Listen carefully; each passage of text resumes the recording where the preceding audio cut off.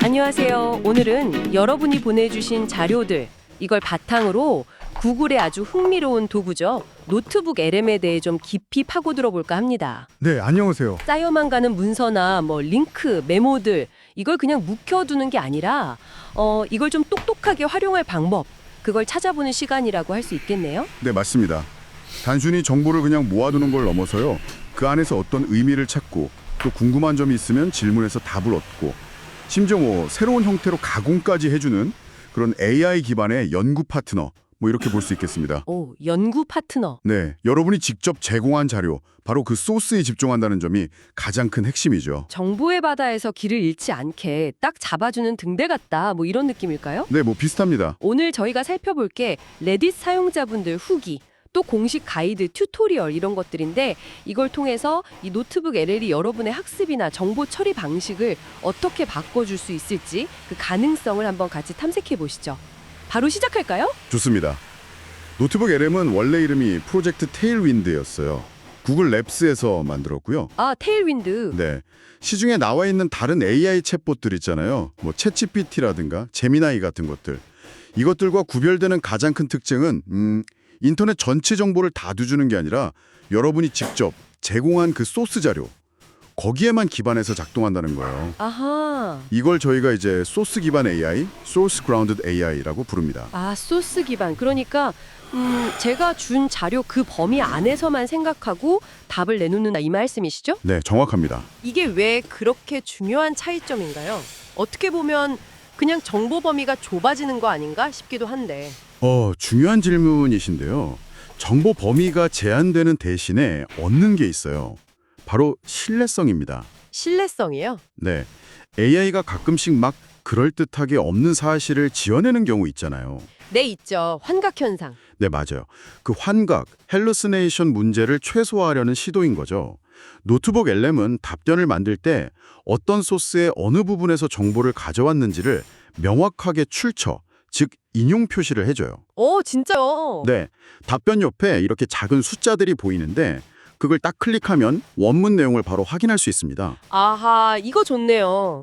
단순 요약만 해주는 게 아니라 그 근거까지 바로 연결해 주니까 연구하거나 보고서 쓸 때처럼 정확성이 진짜 중요한 작업에서는 정말 유용하겠는데요. 그렇죠. 아주 유용하죠. 그럼 이거는 누구나 그냥 무료로 쓸 수 있는 건가요?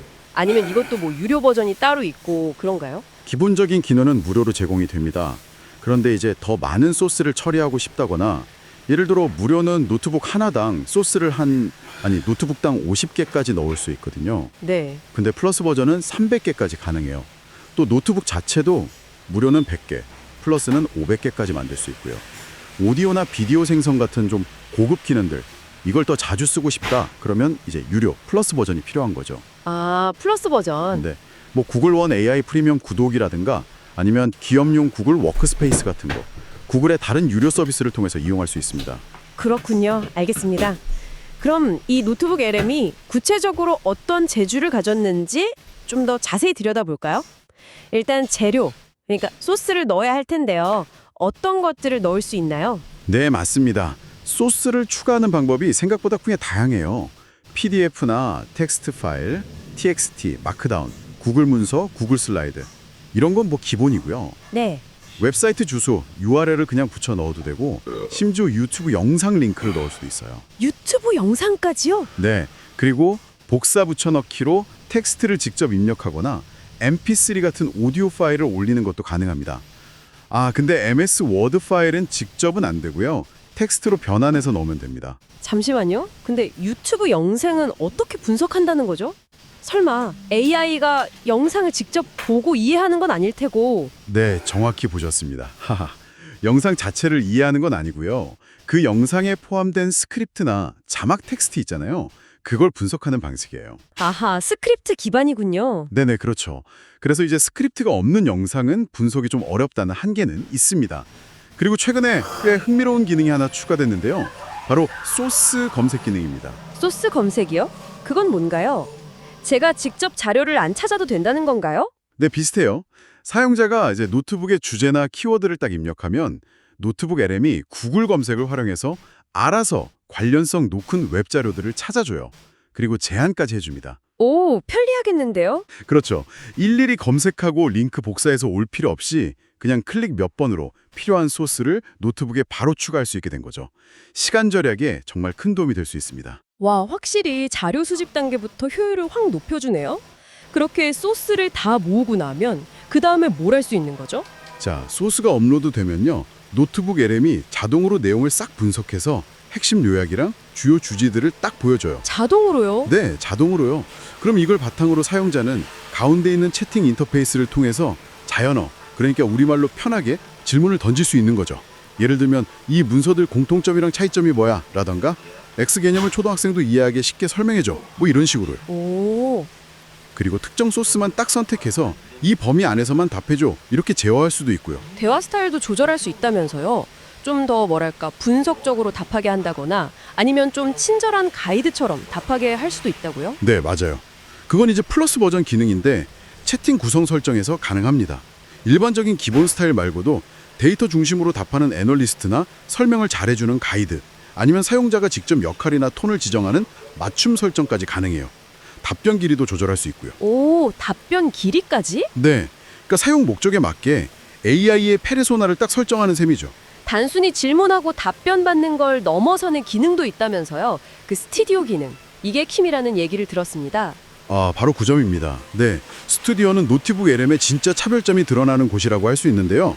정보를 그냥 이해하는 걸 넘어서 다양한 포맷으로 이걸 재창조하는 기능들을 제공해요. 가장 주목받는 기능 중 하나가 AI 오디오 개요입니다. 아, 그거 저도 들어봤어요. 되게 흥미롭던데요. 마치 두 명의 AI 호스트가 제가 올린 자료 내용을 가지고 팟캐스트처럼 대화하는 거잖아요. 이게 그냥 요약본 읽어주는 거랑은 완전 차원이 다른 경험일 것 같은데요. 그렇죠. 핵심은 이제 포맷 시프팅이라고 할 수 있어요. 읽기에는 좀 부담스러운 긴 보고서나 논문을 출퇴근길에 그냥 편하게 들을 수 있는 오디오 콘텐츠로 바꾸는 거죠. 와, 학습이나 정보 소비의 시간과 방식 자체를 바꿀 수 있는 그런 잠재력이 있는 기능입니다. 최근 업데이트로 단순 요약 말고도 심층 분석, 비평, 토론 같은 다양한 대화 모드가 추가됐고요. 드디어 한국어도 지원합니다. 아, 한국어 지원 중요하죠. 네, MP3로 다운로드도 가능하고요. 근데 이게 AI가 만든 오디오면 목소리가 좀 부자연스럽거나 아니면 뭐 내용 전달에 오류가 있거나 그러진 않을까요? 아, 네, 좋은 지적이십니다. 아무래도 AI가 생성한 음성이다 보니까 아직 뭐 완벽하게 자연스럽지는 않고요. 때로는 좀 부정확한 내용을 전달하거나 오디오 자체에 약간 결함이 있을 수도 있어요. 그렇겠죠. 네, 그래서 어디까지나 이건 초안이나 보조 자료 정도로 활용하고 중요한 내용은 꼭 원문을 통해서 확인하는 습관이 필요합니다. 그럼에도 불구하고 텍스트를 오디오로 변환하는 아주 새로운 방식을 제공한다는 점은 분명히 매력적이죠. 오디오뿐만 아니라 비디오도 만들어준다고요? 네, 맞습니다. 동영상 개요, 비디오 오버뷰 기능인데요. 이것도 소스 자료를 바탕으로 PPT 슬라이드 같은 시각 자료랑 AI 음성 내레이션이 합쳐진 발표 형식의 동영상을 자동으로 만들어줍니다. 오, 발표 형식. 공유하기도 편리하고요. 다만 아직 그 PPT 파일 자체를 편집 가능한 형태로 내려받는 건 지원하지 않습니다. 아, 그건 좀 아쉽네요. 그래도 발표 자료 초안 만드는 데는 확실히 도움이 되겠어요. 스튜디오의 다른 기능들도 궁금한데요. 마인드맵 같은 것도 있다면서요? 네, 마인드맵 기능은 여러 소스에 흩어져 있는 정보들의 관계나 구조를 시각적으로 확 보여줍니다. 아, 시각적으로? 네, 복잡한 주제의 전체 그림을 파악하는 데 아주 유용하죠. 특정 노드를 딱 클릭하면 관련 내용이 채팅창이랑 연동이 돼서 더 깊이 탐색할 수도 있고요. 이미지 파일로 저장도 가능합니다. 그리고 보고서 생성 기능도 종류가 여러 개던데요. 이건 어떻게 활용하면 좋을까요? 이것들은 뭐랄까 일종의 특화된 렌즈라고 생각하시면 좀 쉬울 것 같아요. 예를 들어서 내가 이 내용을 제대로 이해나 확인하고 싶다. 그럴 때는 퀴즈와 용어 해설이 포함된 학습 가이드를 만들고요. 네. 예상 질문이랑 답변 형식이 필요하다. 그럼 FAQ를 생성하고요. 회의 전에 좀 빠른 요약이 필요하다. 그러면 브리핑 문서. 시간 순서가 중요하다. 그럼 타임라인. 이런 식으로 목적에 맞게 딱 선택해서 활용하면 정보 정리에 정말 큰 도움이 됩니다. 와, 진짜 맞춤형이네요. 이렇게 생성된 결과물이나 뭐 중요한 채팅 내용은 따로 저장할 수 있는 거죠? 네, 그럼요.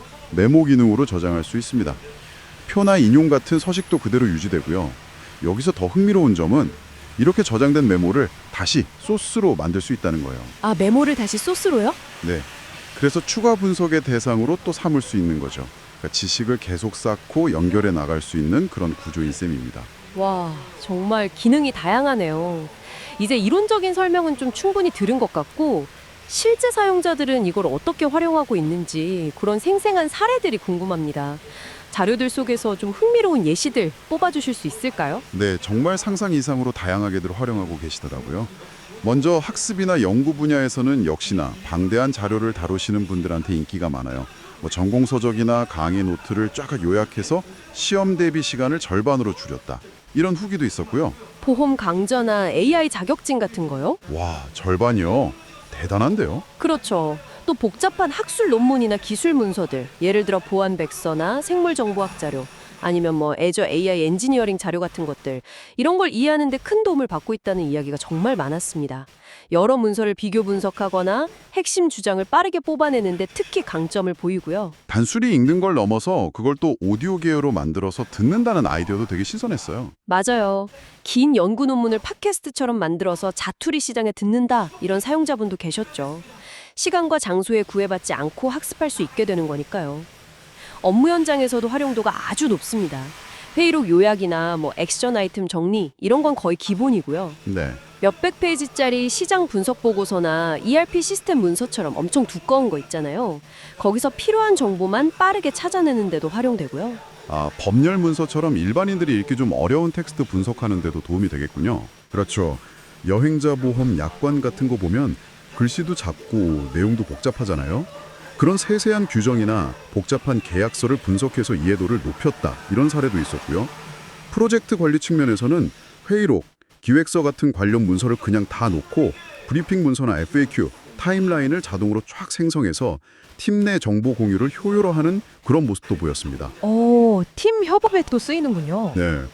심지어 코드 저장소, 예를 들어 파이썬 라이브러리 같은 거, 그 문서를 분석하거나 사내 규정이나 매뉴얼을 넣어서 내부 지식 베이스처럼 활용하는 경우도 있더라고요. 콘텐츠 제작하시는 분들한테는 특히 그 오디오나 비디오 생성 기능이 매력적이겠어요. 물론이죠.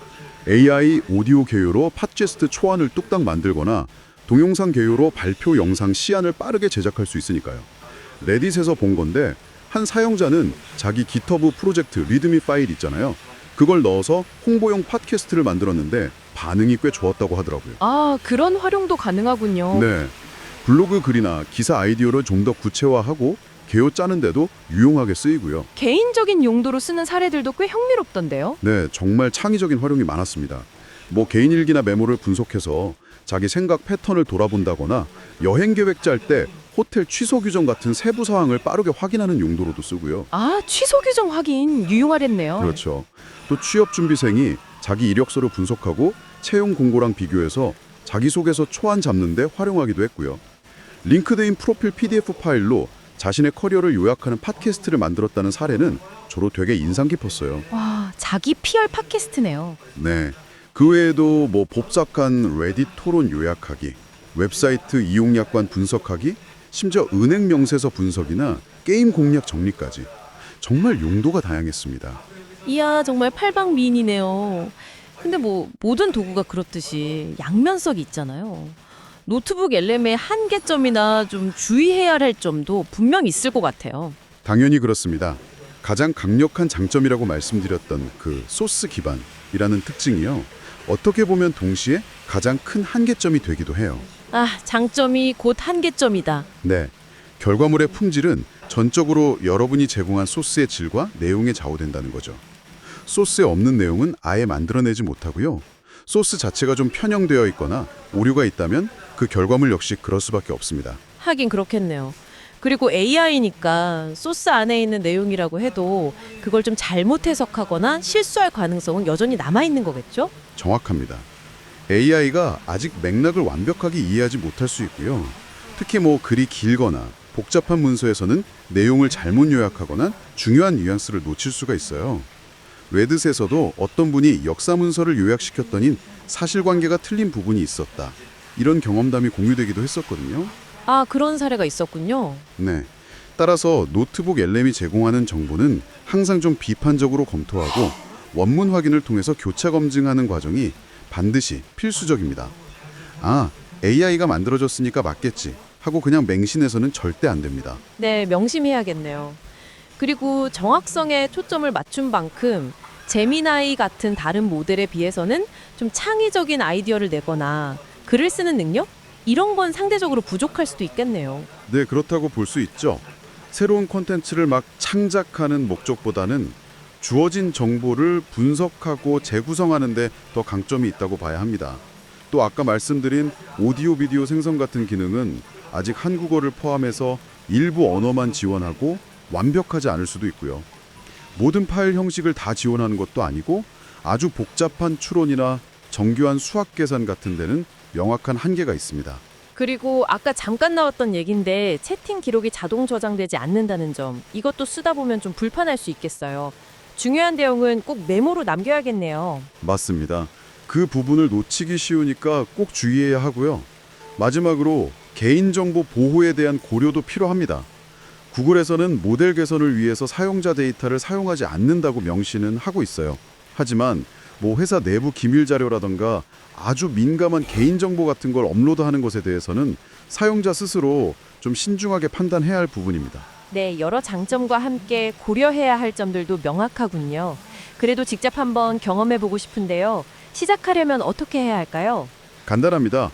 노트북 LM 웹사이트에 접속하셔서요. 만 18세 이상의 구글 계정으로 로그인하면 바로 시작할 수 있습니다. 아, 구글 계정만 있으면 되는군요. 네.